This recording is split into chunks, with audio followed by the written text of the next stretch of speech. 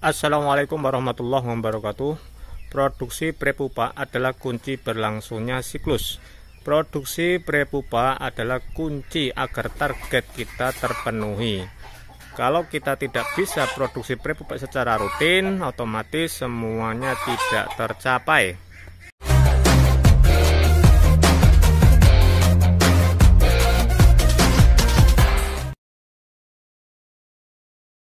Dalam budidaya maggot BSF, kunci berlangsungnya siklus, kunci untuk memenuhi target adalah bagaimana kita bisa memproduksi prepupa secara rutin, tidak putus siklus. Untuk itu kita harus bisa menguasai cara produksi prepupa agar tidak putus. Kalau kita tidak menguasai, otomatis siklus kita putus dan akhirnya produksi maggot kita, pakan ternak kita akan kurang dan target kita misalkan mau dijual akan berkurang.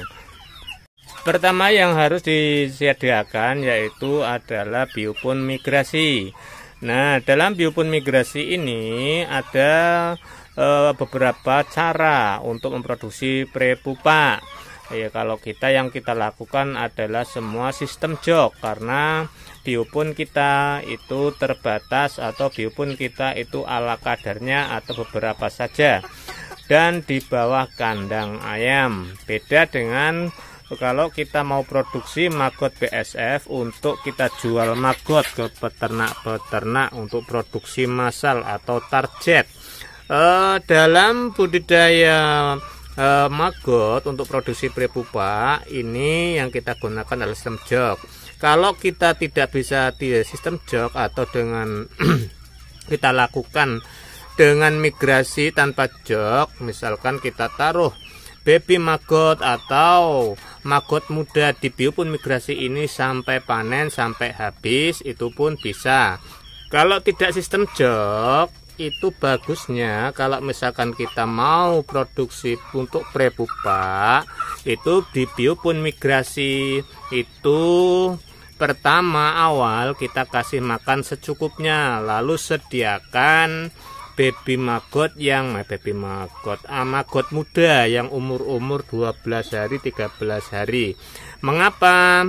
Karena kalau misalkan dari baby maggot itu pun bisa sebenarnya. Kalau dari baby maggot biasanya kalau kita pas males itu kasgot akan menumpuk. Nah, kasgot akan menumpuk dan sisa makanan akan menumpuk. Kalau tidak kita bersihkan, akhirnya menjadi media maggot yang nyaman, yang seharusnya dia migrasi, otomatis dia nyaman di media dan akhirnya menjadi lalat liar.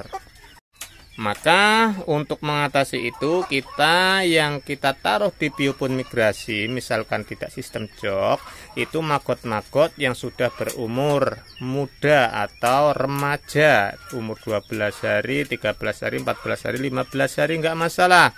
Tujuannya apa? Nanti kasgotnya tidak terlalu banyak karena dia makan cuma 1 mingguan. Setelah itu dia berpuasa dan menjadi prepupa. Nah, untuk sistem jok sudah saya bahas di video-video sebelumnya. Kalau sistem jok, yang penting kita rutin pembersihan kasgot, sisa-sisa makanan. Kalau kita tidak rutin, ya otomatis akan menumpuk, akan tebal, dan akhirnya menjadi prepupa di media dan menjadi lalat-lalat liar. Walaupun tidak sistem jok, walaupun dari maggot muda, dari maggot remaja, itu pemangkasan kasgot kalau terlalu banyak juga dipangkas secara rutin. Kalau tidak ya akan menumpuk walaupun dia dari maggot muda di biopon migrasi ini. Nah, kemudian pemberian pakan juga secukupnya dan jangan kurang, karena kalau kurang pun dia yang putih-putih akan ikut migrasi. Maka di video-video sebelumnya sudah saya bahas, silakan dicari, ditonton Untuk mengatasi yang putih itu tidak ikut migrasi, bagaimana caranya, pemberian makan saatnya bagaimana agar nantinya yang putih-putih tidak ikut migrasi. Kalau misalkan di pemangkasan rutin, kan apa tujuannya? Karena media ini jangan terlalu tebal. Kalau misalkan terlalu tebal, yaitu sudah saya sering katakan akan mengakibatkan prepupa menjadi betah di media. Nah, ini kita sistem jok, jadi magotnya itu bercampur.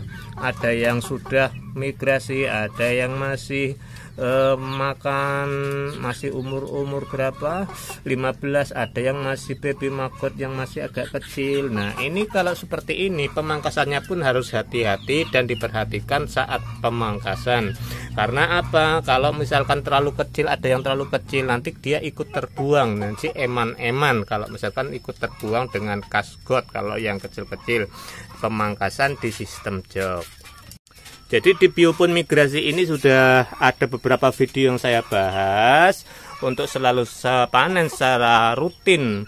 Apa itu namanya prepupa, sudah ada beberapa video, silakan dicari. Jadi semua saling berkaitan, semua saling keterangannya saling apa itu namanya berkaitan untuk menghasilkan prepupa secara rutin dan subjet. Kalau nanti kayak jenengan misalkan mau dijual, misalkan beternak, kalau misalkan tidak bisa rutin, otomatis pakan akan beli, pakan akan yang akhirnya membengkak biaya pakannya. Terus lagi untuk prepupa, hasil prepupa ini ada yang gemuk, ada yang kecil-kecil. Nah, ini faktornya itu yang jelas makanan. Makanan itu kalau kurang, kalau tidak terpenuhi, dia akan kecil-kecil. Nah, di sini saya akan sedikit membahas setahu saya, sesuai dengan pengalaman saya dan juga ada keterangan-keterangan dari teman-teman. Namanya prepupa itu ada yang gemuk dan ada yang kecil. Nah, di antara yang gemuk dan yang kecil itu yang bagus yang mana, Mas? Nah, kalau prepupa gemuk-gemuk seperti ini, nah ini menjadi lalatnya akan sedikit lama dibandingkan dengan maggot prepupa yang kecil-kecil. Namun kelebihannya untuk prepupa yang gede-gede seperti ini produksi telurnya lebih banyak, namun menjadi lalatnya akan lebih lama. Beda yang kecil, kalau yang kecil itu jadi lalatnya lebih cepat dan jumlah telurnya itu lebih sedikit. Namun kalau ditimbang jumlah prepupanya, kalau dihitung bijian ya banyak yang kecil-kecil. Nah, terus bagaimana Mas pilih yang kecil apa yang besar? Kalau saya semua tak produksi, yang gede-gede ada, yang kecil-kecil ada. Nanti yang kecil-kecil kita ke berapa biopon yang satunya. Nah, ini adalah prepupa kita yang tadi saya bilang agak kecil-kecil dibandingkan dengan yang tadi, namun tidak terlalu kecil banget. Nah, ini kalau ditimbang jumlah bijiannya lebih banyak dibanding yang tadi, namun jumlah telurnya lebih sedikit per bijinya. Namun kalau misalkan dijumlah, misalkan 1 kilo sesama 1 kilo, kemungkinan ya banyak yang ini ataupun sama.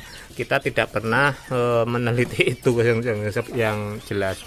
Nah, yang jelas kita bagaimana caranya agar produksi pupa kita, prepupa kita itu tidak telat, telur kita tidak telat, maggot kita tidak telat. Semuanya saling berkaitan, sudah saya katakan berkali-kali. Mungkin itu saja yang perlu saya bahas di dalam produksi prepupa. Mudah-mudahan bermanfaat. Semua saling berkaitan. Video-video saya, apalagi prepupa ini saling berkaitan dengan siklus maggot BASF. Sekian, wassalamualaikum warahmatullahi wabarakatuh.